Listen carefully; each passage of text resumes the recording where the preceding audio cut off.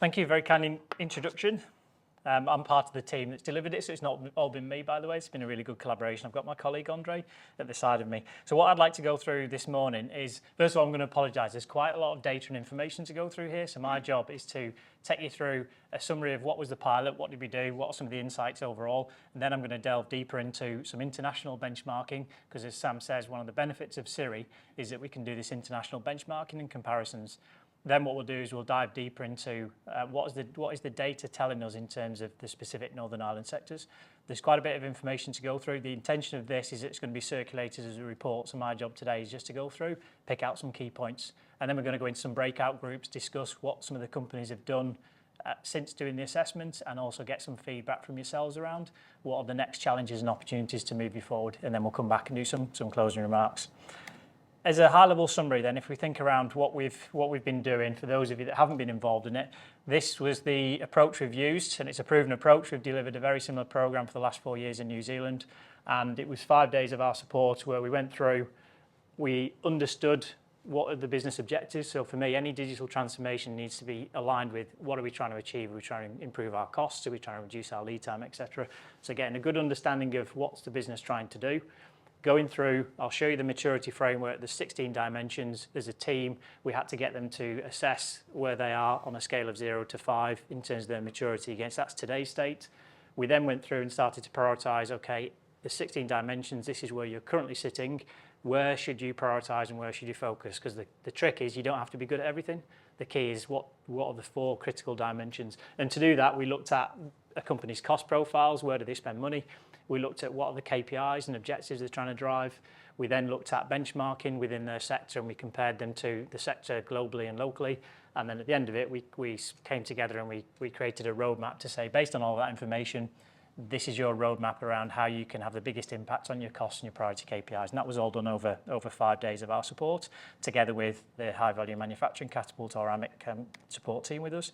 Overall, what we've done, some really good achievements. We've got 32 companies, 6 of them are large, 26 classes SMEs.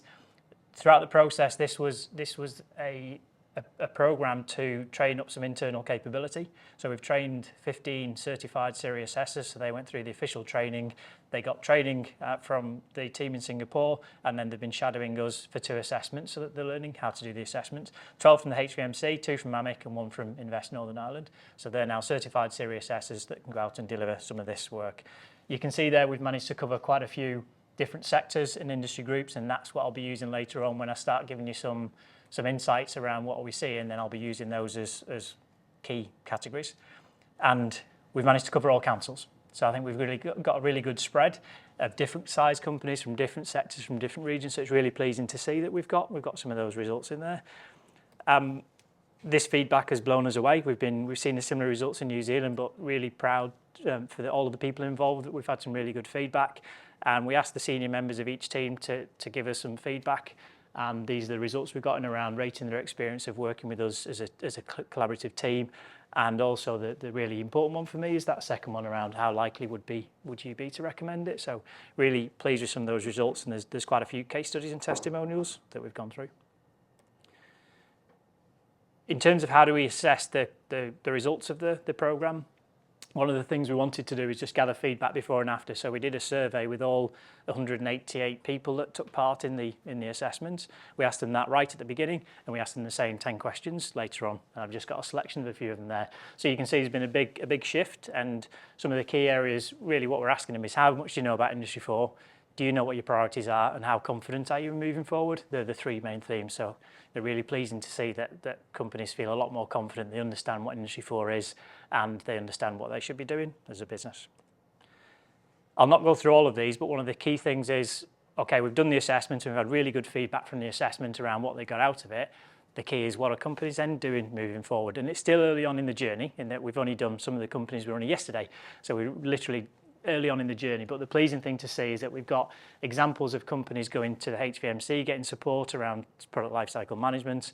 We've got a company in the room that's looking at getting some mentorship and some support to take it forward and getting Invest in I support. And we've also got a lot of companies that have just used the information to go and use it internally to advance their journey. Okay, we've got some feedback what Tim from MTC has done is he's gathered feedback from all of the HVMC assessors around what are their feelings on the programme. Again, I'll not go through all of the detail, but just some key points is there were 7 catapults that were trained. Some of them most of them had prior experience of doing something similar, so this was used as a comparator tool, and overwhelming there's positive experience in most of those, with 80% of them saying they would recommend Siri as a good tool to use moving forward. And there's more detail that sits behind that will be circulated as part of the final report.